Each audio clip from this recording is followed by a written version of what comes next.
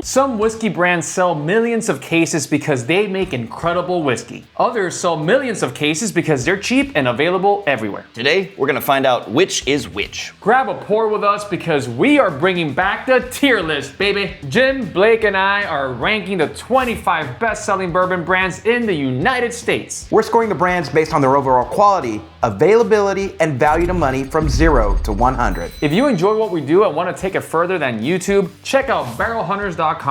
That's the best way to support the channel. We've got whiskey shirts like our malt whiskey shirt and our latest I'm neat, old-fashioned, and delicious design. We also have links to join our Patreon community, and for the price of one cocktail at your local bar, you can join us on Discord and our live virtual parties that include industry guests like Sarah from the popular It's Bourbon Night YouTube channel. These virtual parties are a lot of fun, guys, and a great way to be a part of a special whiskey community. You can find everything at barrelhunters.com, and we'll leave a link in the description below or on the QR code on the screen. Now let's get to ranking. Coming in at number 25, we've got Ancient Age. This is an 80 proof Kentucky straight bourbon produced at Buffalo Trace Distillery, but it does not taste like it. Ancient Age is designed to live on the very bottom shelf as an inexpensive mixer, and it drinks exactly like one. I get some sweet corn and a little caramel, but really, it sucks. I gave Ancient Age a 45. That's how we're starting this list, guys. Starting off strong. All right. This is essentially budget Blanton's, and I already think Blanton's is overpriced for its shallow depth of flavor and short finish. So this just fixes the overpriced problem. It's still not whiskey that I find exciting. I'm not gonna sit here and tell you Ancient Age is secretly great, but I also think you have to judge it somewhat within its purpose. This is an inexpensive bottle you throw into a bourbon and Coke without worrying about it. I gave it a 65. I'm somewhere between you two, although a little closer to Eddy. Cheap and simple doesn't automatically mean bad, but Ancient Age doesn't taste very good. It's watery, grainy, lightly peanutty, and almost has no finish. There are too many better budget bottles available for me to recommend it. I give Ancient Age a 50. Between my 45, Jim's 65, and Blake's 50, that averages and rounds up to a 54, making Ancient Age our very first entry in the F tier.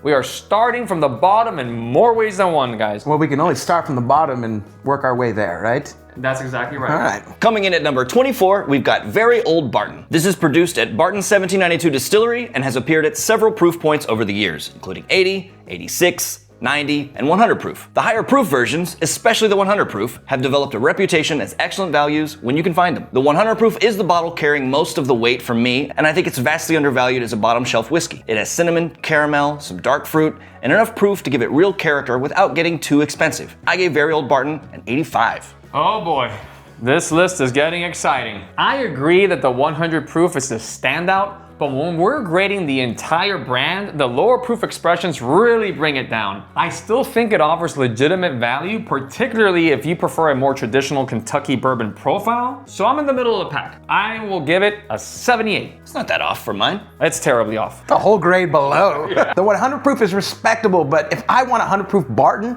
I'll stick with 1792 Bottle and Bond. VOB was a fun starter bottle in my early collection, but it doesn't quite hit the same way anymore. And for that, I give VOB a 75. It's okay if y'all are wrong. I mean, it's just how it goes sometimes. Between my 85, Eddy's 78, Blake's 75, that averages and rounds up to an 80. Barely pushing Very Old Barton into the B tier, which I think is actually where it belongs.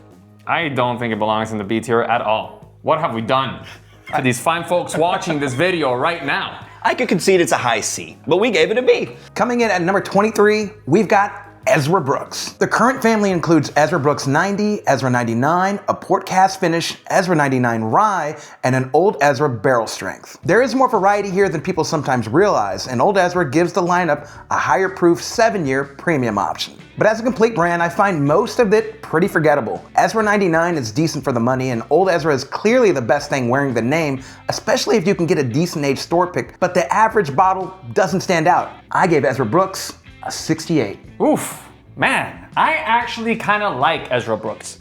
Ezra 99 gives you respectable proof at an approachable price, and Old Ezra barrel strength can be a legitimately good bottle. You're getting caramel, vanilla, a hint of chocolate, and a little spice. I like those flavors in my bourbon, but there isn't enough refinement across the lineup to move it into the upper tiers, so I gave it a 78. This is a perfectly serviceable bourbon brand. Ezra Brooks is produced by Lux Row, which makes pretty decent stuff at pretty reasonable prices all around. While I'm generally a fan of these brands, I think their biggest selling point is often just their relatively competitive pricing. Look, I wouldn't complain if somebody poured it for me, but I also also don't remember the last time I walked into a store specifically looking for Ezra Brooks. There's nothing dramatically wrong with it, there's just very little that excites me about it. I gave it a 71. Between Eddy's 78, Jim's 71, and my 68, that averages to a 73, putting Ezra Brooks in the C tier, where it belongs. There you go. Yeah. It's a decent whiskey that kind of sucks.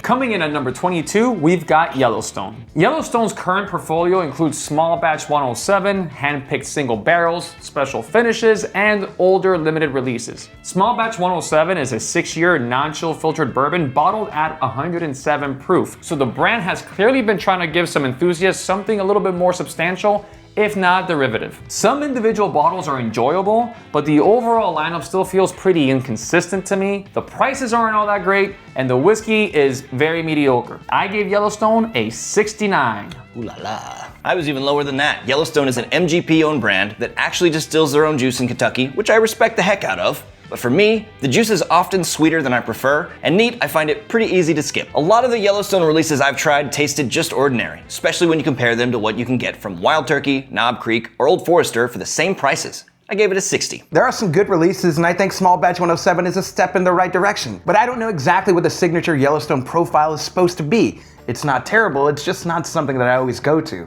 So in that case, I gave it a 65. Between my 69, Jim's 60, and Blake's 65, that averages out to a 65, putting Yellowstone in the D tier. Coming in at number 21, we've got Benchmark. Benchmark has grown into a surprisingly large Buffalo Trace lineup. Old number 8, top floor, small batch, bonded, foolproof, and single barrel. Foolproof is bottled at 125, while bonded comes in at 100 proof and carries a 4-year age statement. You can argue all you want that Benchmark is the poor man's stag. And maybe that's true, but it doesn't make it any good. Every Benchmark bourbon I've had went down with a fight. There are plenty of options, but most of them still taste young and rough to me. Overall, it's just not the drinking experience I'm after, even for a budget bottle. I gave Benchmark a 55. See, I kind of disagree. I'm not saying Benchmark is world-class bourbon, but Foolproof, Bonded, and Single Barrel offer a lot of flavor for the money. Foolproof can be hot, but once it opens up, there are some nice flavors in there. Additionally, if you're ever in a pinch and can't find Buffalo Trace, the Benchmark Small Batch is the perfect substitute since it's also Buffalo Trace Mash Bill number 1. For a budget brand, I think that there's decent value here,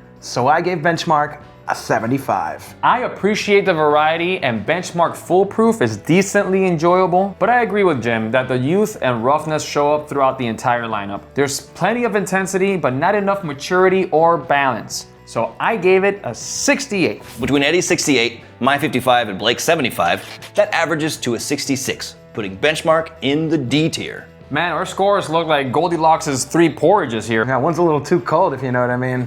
Coming in at number 20, we've got Rebel. Rebel is a wheated bourbon brand owned by Lux Row, whose lineup includes a standard expression, Rebel 100, single barrels, and a 10-year single barrel release. Rebel 100 gives the brand a bolder, everyday option, while the older releases show what whiskey can do with more maturation. I like Rebel 100 more than the standard bottle, but the 10-year single barrels can be hits or misses for me. On that note, I gave it a 72. The higher proof releases and the single barrel picks are really where Rebel becomes interesting. You get honey, caramel, some baked fruit, and that softer wheated texture in all Rebel offerings. But the quality gap between the entry level and the premium releases is pretty significant.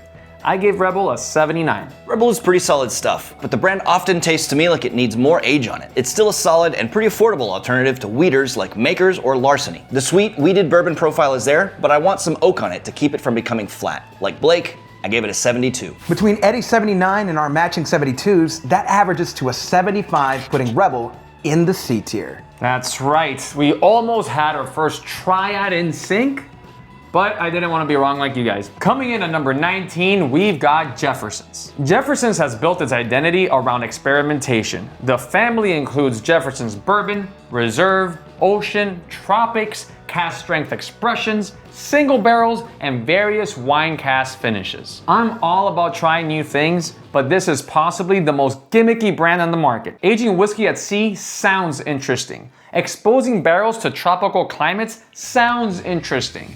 But sometimes the marketing concept is more memorable than the liquid. I gave Jefferson's a 78. I think it's fair to say Jefferson's has a kink for gimmicks, but their traditional expressions are where this brand truly shines. From store picks to the cask strength, and even the premium priced Marion McLean, which is one of the few finished whiskeys that I actually really enjoy. This has become one of those brands that I think gets skipped over way more frequently than it deserves. While Jefferson's isn't cheap, it gives you variety and an alternative to the major legacy brands without sacrificing traditional bourbon profile with bold, mature flavors. Just ignore those bottles with the boat on them. I give Jefferson's a 90. Oh my God. What? Yeah. Whew. What? Again, I'm a little closer to Jim. No! Not every Voyager finish is a home run, but there's some real good blending and maturation work that's happening there. Ocean cast single barrels are underrated and often overlooked because the small batch version doesn't always knock it out of the park. The regular cast strength is one of my favorite pours from last year, and it beat Stag in a blind competition on this channel. Were you there? I was there. Okay, perfect. Yeah. While the cast strength is pretty well priced, the rest of the pricing on the product line keeps it out of the A tier. But for me, I gave Jefferson's an 87. Bam! Between my 78, Jim's crazy 90, and Blake's almost crazy 87, that averages out to an 85, putting Jefferson's in the B tier. And putting Eddy in the crazy house. That's right. Coming in at number 18, we've got Penelope. Penelope has developed one of the most varied portfolios on this list. There's the standard 4-grain, barrel strength, toasted, Architect, and the experimental Cooperage series, among other releases. I like that they experiment, but I might be the odd man out on this one. It's decent MGP juice with some interesting finishes and one hell of a marketing team behind it. But I'm not a finished whiskey guy, so I gave Penelope an 81. You're tearing me apart, Jim! You are tearing me apart, Lisa! Penelope understands what modern bourbon drinkers want. They offer higher proof, toasted barrels, French oak, unusual finishes, and enough variety to keep the brand interesting. I particularly love the barrel strength, toasted, the 17-year American light whiskey, the 10-year estate, and several of the Cooper series releases, as seen in our Penelope blind tasting video. I love MGP, which makes Penelope, and I love the brand. I gave it a 93. There have been some good Penelope bottles, like this year's 18-year American light whiskey, but I think the constant experimentation sometimes covers up the younger, less distinctive whiskey underneath. Certain finishes become the entire personality of the bottle. God, I see where this is going, and I don't like it. It's interesting, but interesting and excellent aren't always the same thing. Most of the Cooper series finish line I give to friends who want to try a sweeter whiskey, but I don't find myself grabbing this brand as a daily pour. I gave it a 77. You killed him. Between Eddy's 93, my 81, and Blake's 77, that averages to an 84, putting Penelope in the B tier. The fact that Jefferson's ranked higher than Penelope is a tragedy. Coming in at number 17, we've got Old Grandad. This is Beam's high rye bourbon brand, best known today for Old Grandad Bonded and Old Grandad 114. Beam has also expanded the Bonded line to include a 7-year age statement and the 114 line with an age-stated single barrel expression, giving the brand a higher premium ceiling than it had before. I like the spicy personality, especially in the 114, but the lineup is still relatively narrow and one-dimensional. I give Old Grandad an 85. This is one of the best value brands in bourbon. Old Grandad is another Jim Beam brand that somehow has it all figured out better than the actual Jim Beam does. While the entire lineup is very tasty, I do feel like their higher proof offerings lean a bit too much towards oaky spice, with less of that balanced, sweet, nutty fruit spice I get in the Bonded. It has a ton of character, and I'll take character over smooth and forgettable any day. I gave Old Grandad a 92. Old Grandad Bonded and 114 are both bottles that I can recommend without hesitation, especially for someone who likes a high rye, spice-forward profile. I agree with Blake. The OGD brand is a little one-dimensional, and that keeps it from getting into the A tier for me, but I still gave it an 89. How does it feel to be wrong, guys? I don't know, I've never been wrong. How's it feel to suck?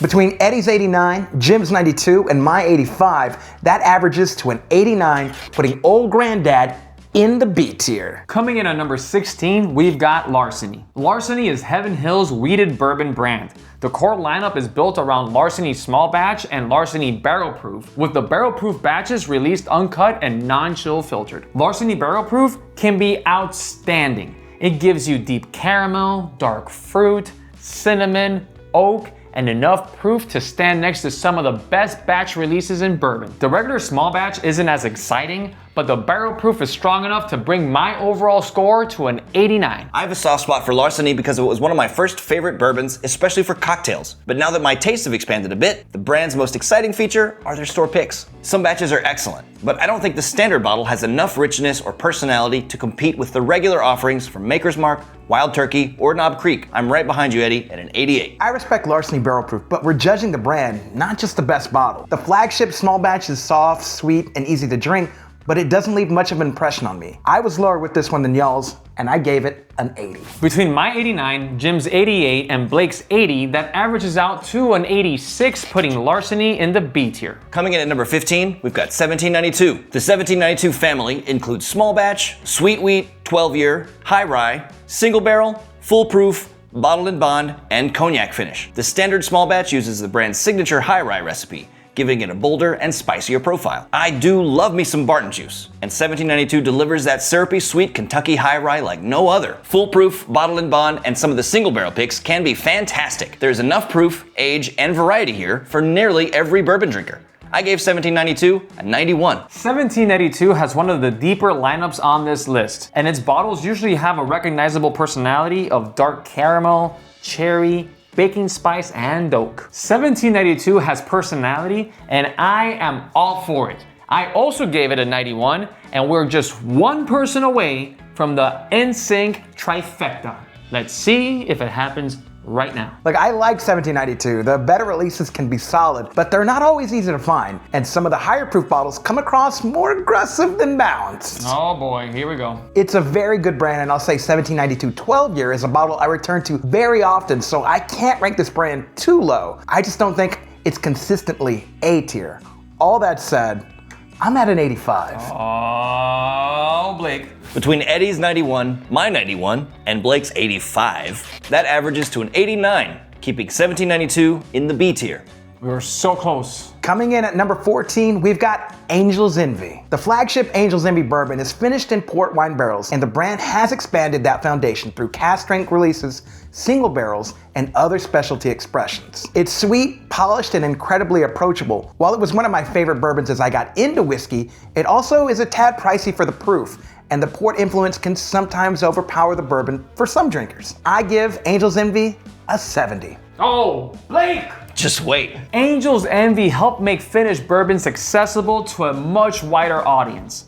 The port finish brings red fruit, chocolate, caramel, and a softer texture that can be very appealing to newer whiskey drinkers. The cask strength releases also show that the brand can offer real depth and power when it wants to. I debated going higher, but ultimately I agree that it's pricier than it should be. So I gave Angel's Envy an 85. I give it a 51. What are you guys doing to my tier list?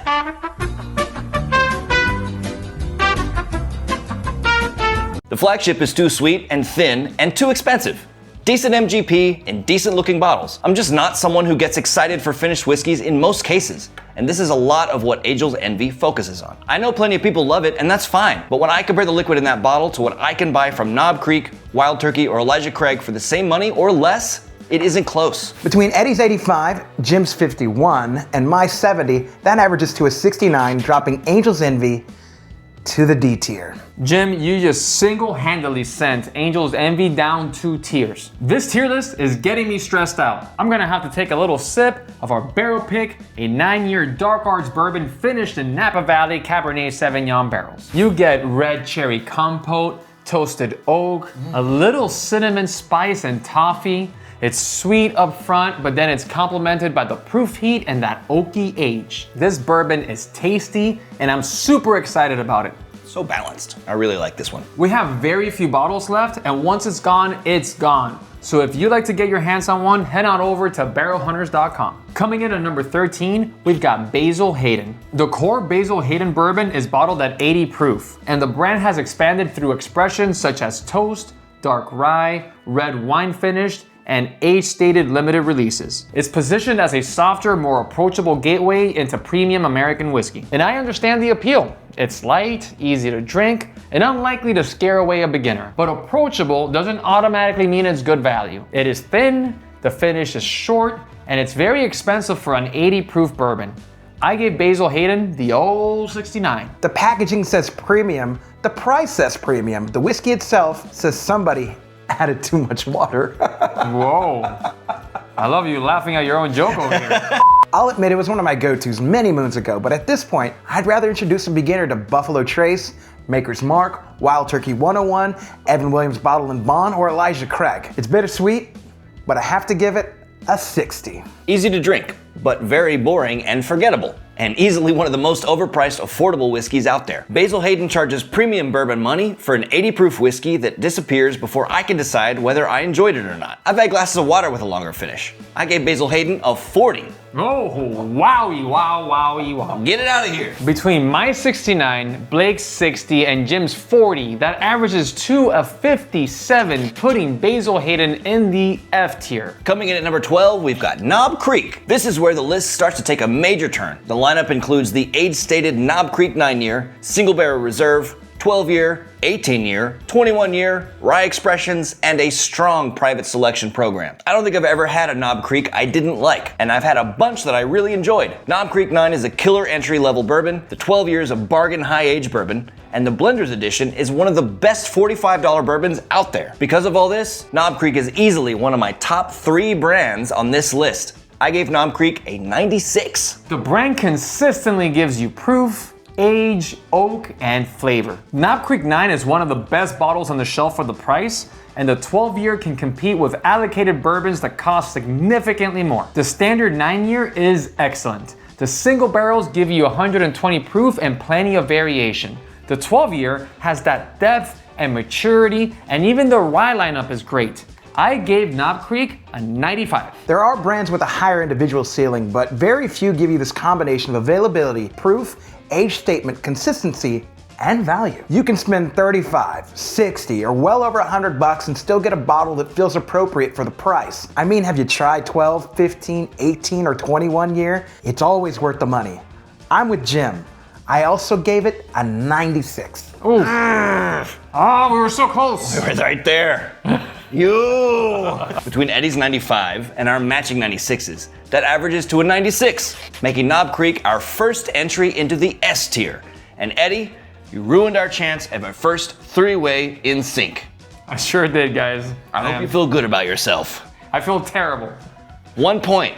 Go home, Eddy. Gosh, that sucks. Coming in at number 11, we've got Old Forester. The portfolio includes Old Forester 86, Old Forester 100, the Whiskey Row series, including 1910 and 1920, single barrel releases rye, and their allocated birthday bourbon. Also, the age-stated 1924 expression. There's a lot of depth here, but I don't love all the products equally. For me, 1910 and 1920 are really good, and the Presidential and the 117 series are super good, but some of the single barrels can drink a little hot, and some of the prices on the premium products can get a little bit crazy. All that said, I give Old Forester an 87. Old Forester has one of the most consistent brand identities on this entire list. You often get notes of banana and cherry, a little caramel and baking spice, but each bottle explores that profile differently. Old Forester 100 is a decent everyday bottle, 1910 gives you a richer, sweeter double barrel style, and 1920 delivers that intensity many proof lovers want. Their birthday bourbon is way too expensive for what it is though, so I'm gonna give it a 91.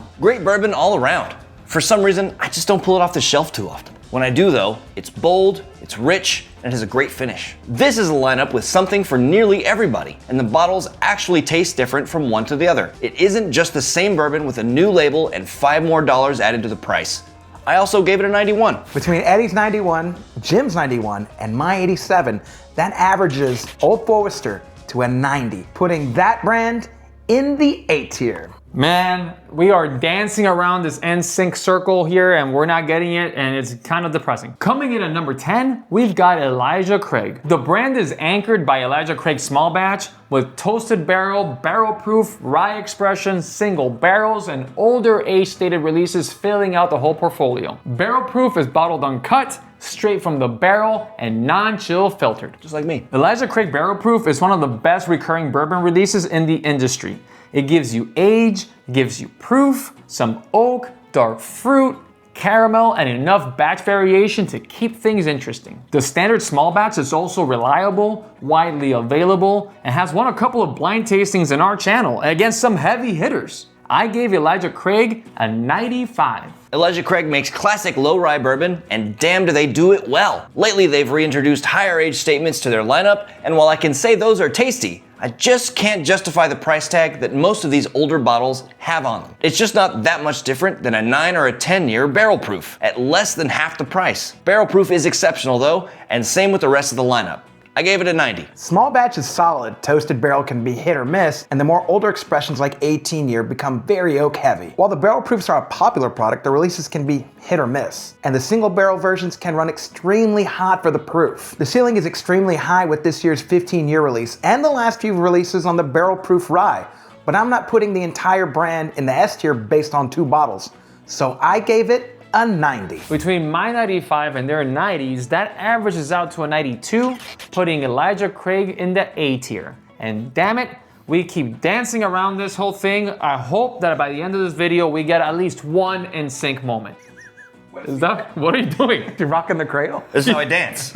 Is that how you dance? You guys don't dance like this? Coming in at number 9, we've got Four Roses. Four Roses builds its whiskey from 10 bourbon recipes created by combining 2 different mash bills with 5 proprietary yeast strains. The core American lineup includes Four Roses bourbon, small batch, single barrel, and small batch select. The brand is better than many out there, but maybe not as solid as it could be. For me, there are too many different recipes, and while a lot of them are good, many of them are in this gray space of just decent bourbon, but not all that memorable. There are a few like OESO that I like a lot, but I tend to ignore the rest. I gave Four Roses an 86. It's classic, it's balanced, and it's almost never bad, but small batch isn't my cup of tea. Now, even when Four Roses is excellent, to Jim's point, things start to get a little complicated with the amount of single barrel recipes that you have to keep up with. Some I like and some tend to be a little bit more forgettable than others. I also give it an 86. Oh man, okay. The single barrel and the private selections are the highlights for me. I'm not a big fan of the Four Roses flavor profile, but I respect their blending and expertise and consistency. The single barrel is really good,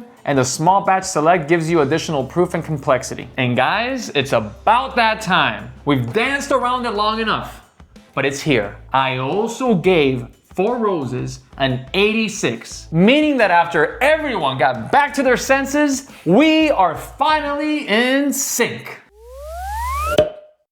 With our 3 86s, Eddy, Blake, and I put Four Roses in the B tier, but importantly, in sync. Coming in at number 8, we've got Wild Turkey. To be clear, when we're talking about the Wild Turkey brand, we're not including Russell's Reserve. This is based on the Wild Turkey branded lineup. Wild Turkey 101, 101 8-year, Rare Breed, Kentucky Spirit, the Rye Expressions, and Wild Turkey's own limited releases like the Master's Key. Even without Russell's, this lineup is outstanding. Wild Turkey 101 regular or 8-year might be the best combination of quality, proof, price, and availability in bourbon. Rare Breed is one of the benchmarks for widely available barrel-proof whiskey, and this year's release of 16-year Cheesy Gold Boil is in the running for best bourbons I've ever had all year. I give Wild Turkey my highest score of the night with a 97. Wild Turkey has a distinct profile. Caramel, vanilla, a little orange peel, and a hint of pepper. More importantly, the brand is incredibly consistent. Wild Turkey 101, Rare Breed, and Kentucky Spirit all consistently beat most of the whiskeys in their price points. And best of all, you don't need to chase a truck, enter a lottery, or befriend a liquor store manager to buy excellent Wild Turkey. Its most popular bottles are usually sitting right there on the shelf. And Blake, I also gave it a 97. Okay, get ready. I'm gonna f it up. Here we go. Wild Turkey is one of my absolute favorite American whiskey brands, and it really has been since I first had Wild Turkey, probably around 2005 or 2006. I didn't know anything about whiskey then, but I think it laid the foundation for what I consider to be good whiskey today. In a recent Jim Drinks video, I declared their Wild Turkey Kentucky Spirit to be one of the absolute best values in whiskey on the market today, and I stand by that. And guys, I'm excited to say that I also gave it a 97, meaning that we are back to back in sync. Our 397s put Wild Turkey firmly in the S tier, which is the highest score so far tonight. And look at that, guys. We're back to back in sync. I knew it was a matter of time, and now everything is rolling. Everything's rocking and rolling, baby. Coming in at number 7, we've got Buffalo Trace. We are being very strict about what counts here. The Buffalo Trace branded whiskey family includes the flagship Buffalo Trace bourbon and the 3 annual kosher releases. For this particular tier list, Buffalo Trace does not get credit for Eagle Rare, or Weller, or Stag, Blanton's, E.H. Taylor, or the other brands that are made at Buffalo Trace Distillery. And by the way, the distillery itself lists those separately. The flagship bourbon gives you all the quintessential notes that you expect from a bourbon. You guys know I'm a sucker for Buffalo Trace, but I've been a little disappointed by it in blind tastings recently, like the one that we did, Jim. It's still balanced and approachable, especially at the normal retail price of under $30. But competition has been heating up in that price point over the last few years, so I gave Buffalo Trace a 91. Now I know this is focusing solely on bottles that wear the Buffalo Trace brand, so I'll have to save my "it's about the hunt, not the bourbon" rant for another day. Meanwhile, I think Buffalo Trace is a super basic, tasty enough, easy drinking, low proof bourbon. Honestly, it's the kosher lineup that saved the Buffalo from getting a lower score from me than very Old Barton. I gave it an 89. Oof. At normal retail, Buffalo Trace is easy to recommend. It has caramel, vanilla, a little fruit, and enough spice to keep it interesting. Eddy, I've always wanted to say this. It's quintessential bourbon. Damn right it is. All right, pay up. Give me money for that. But we can't reward the brand for everything else made at the distillery. Availability also hurts the experience depending on your market. It's a good $25 to $30 bourbon that's too often treated like a rare luxury bottle.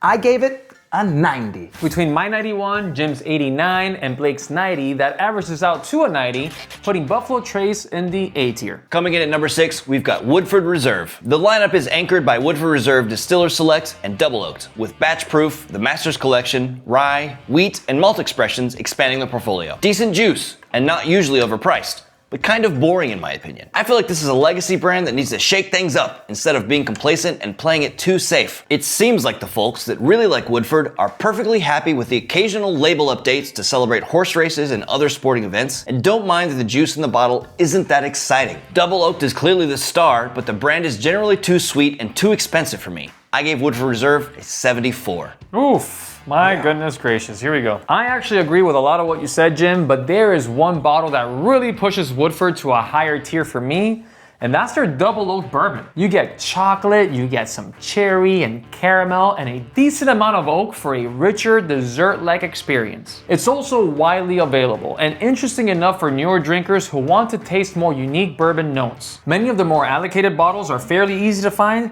but they're more expensive than they should be. Overall though, solid brand, I gave it an 88. Double Oaked is super enjoyable, and I really enjoy the deep dark chocolate flavor it provides, but when you move to the premium side of the brand, things in the flavor department don't really change much. The standard bottle is dependable, but I rarely choose it above similarly priced options. I understand why it sells, but I don't think the entire portfolio earns a premium score. I gave it a 75. Between Eddy's 88, my 74, and Blake's 75, that averages to a 79, placing Woodford Reserve in the C tier. Jeez. Cracking our top 5, we've got Bulleit. The portfolio includes the high rye Bulleit bourbon, Bulleit rye, Bulleit 10-year, barrel strength, and other limited or specialty releases. While I do enjoy a single barrel at barrel strength, Bulleit's main lineup has always worked better for me in cocktails than it does neat. The rye spice cuts through vermouth, bitters, citrus, and sugar, but by itself, the bourbon feels thin and fairly generic unless you're using the 12-year version, which is hard to find. I gave Bulleit a 60. I haven't had a Bulleit bottle that I truly enjoyed. It's not flat out terrible, but it's definitely forgettable. There's not a lot to say about it. I agree with Blake, it's better in cocktails. I gave it a 63. You know, I can't shake the memory of Bulleit being at every single bar in Austin once upon a time and people talking about it like it was the whiskey to have in any old fashioned. To be fair, it's really not bad at all, but that was clearly some sort of a massive marketing push. The actual whiskey itself isn't very special. It's whiskey I use, not whiskey I crave. I gave it the highest score with a 67, which says a lot. Between Eddy 63, Jim 67, my 60, that averages to a 64, putting the 5th best-selling brand in the D tier. Woof. It's a bullet in the D. How'd I end up with the highest score on that one? Because you have bad taste. Oh, f***. Coming in at number 4, we've got Maker's Mark. Maker's is a wheated bourbon brand whose lineup includes the flagship Maker's Mark, Maker's 46, Cask Strength, private selection, and a rotating series of wood finishing releases. Maker's 46 has a nice touch of spice and oak, cask strength gives you considerably more intensity and flavor, and the private selection program shows how dramatically different stave combinations can reshape the same exact whiskey. I'm a huge fan of their cellar aged and wood finishing series, but I'm not nearly as enthusiastic about their lower shelf makers. I gave it a 92. I respect what they're doing with wood finishing and private selections, but the core profile is too sweet and soft for me. I get plenty of caramel, vanilla, and red fruit, but not enough spice or oak to create contrast. Maker's 46 and cask strength are much better than the standard bottle, but I'm nowhere near Eddy's score. I gave it a 75. Oh, Nelly. Some private selections are excellent, but others feel like a wall of toasted wood and sweetness. There's also a big gap between the standard bottle and the best limited releases. It's a good brand, but I don't think the average bottle is A-tier whiskey, even though I'm a sucker for the cask strength product. I gave Makers a 78. Oh, between my 92, Jim's 75, and Blake's 78, that averages to an 82, putting Maker's Mark in the B tier. Coming in at number 3, we've got Evan Williams. The core bourbon lineup includes Evan Williams Black Label at 86 proof, 1783 Small Batch at 90 proof, and the 100 proof Bottle and Bond Expression. I would say Heaven Hill is one of my favorite distilleries, but that's not because of Evan Williams, which is owned by them. There are interesting sort of woodsy notes in the profile, but in terms of this being a go-to, it's just not for me. Bottle and Bond is one of their better bourbons available, especially for the price, but the overall ceiling isn't especially high for this brand. I gave Evan Williams a 76. Evan Williams Bottled and Bond offers really good value. You get caramel, vanilla, pepper, and a little citrus. But for my liking, I consider Evan Williams better for cocktails than neat. It isn't a glamorous brand, and I agree with Jim. I don't think I'll ever crave one of their bottles. I score it a 76. I'll happily use Bottle and Bond in an old fashioned, and I won't turn it down neat, but the brand doesn't offer depth, premium lineup, or overall ceiling required to move this brand into the upper tiers. I will say though, they really did shock me with this year's 250th anniversary single barrel, but I'm gonna need some more good stuff like this before I change my tune. We're almost in sync again, but I gave it a 75. Oh, so close. Between mine and Eddy's 76 and Blake's 75, that averages to a 76, putting the third best-selling brand in the C tier. Man, we were so close. Sorry! Coming in at number 2, we've got Jim Beam. Jim Beam does not receive credit for Knob Creek, Basil Hayden, Old Granddad, or the other separate Beam brands. We're judging the actual Jim Beam lineup. White Label, Black 7-Year, Double Oak, Single Barrel, the Rye Expressions, and any other bottles carrying the Jim Beam name. The newer Jim Beam Black 7-Year is a substantial improvement over the standard bottle, but White Label still defines the brand for most people.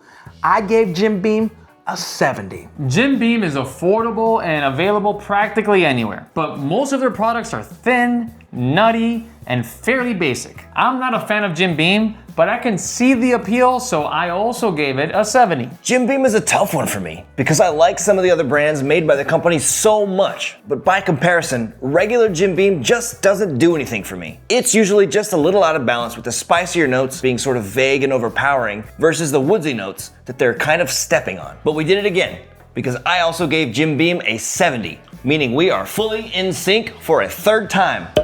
Between our matching 70s, that obviously averages to a 70, putting the second best-selling brand in the bottom of the C tier. Guys, we did it yet again. We sure did.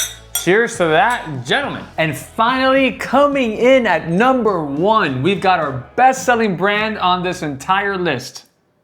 Jack Daniels. Now, before you at me at the comments because we included Jack Daniels in the best-selling bourbon brands tier list, the Alcohol and Tobacco Tax and Trade Bureau, otherwise known as the TTB, classifies Tennessee whiskey under the Federal Standards of Identity for Bourbon. So yes, most of Jack Daniels' lineup belongs on this list. Booyah. And that lineup has become incredibly deep. We're talking Old Number 7, Gentleman Jack, the Bonded Series, Single Barrel Select, Single Barrel Barrel Proof Rye, Heritage Barrel, and the 10-year, 12-year, and 14-year age-stated releases. When I evaluate the full whiskey portfolio, Jack Daniels has become one of the strongest brands in American whiskey. Old Number 7 might bring the score down just a peg, but when you consider absolute bangers like the Heritage Toasted Barrel, or their Single Barrel Barrel Proof, or their age-stated bottles, there truly isn't anyone better. especially for the price. I gave Jack Daniels a well-deserved 95. There's really nothing bad I can think of to say about Jack Daniels as a brand. I think I'm a borderline fanboy. I do wish I could get more of their rare and allocated releases at sane prices,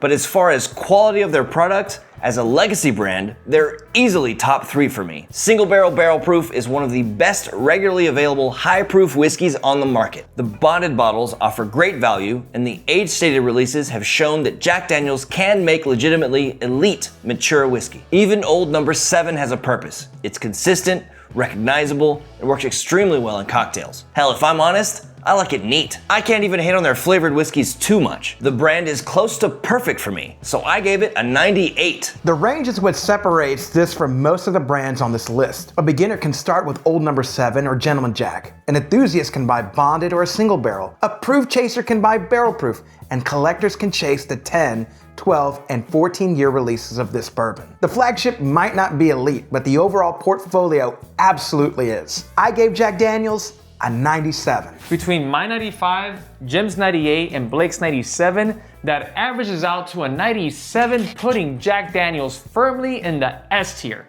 And it doesn't happen often, guys, but our #1 best-selling brand is also in the S tier. Sometimes popularity and quality actually agree. I can't believe we agree, Jim. Let's take one final look at where everything landed.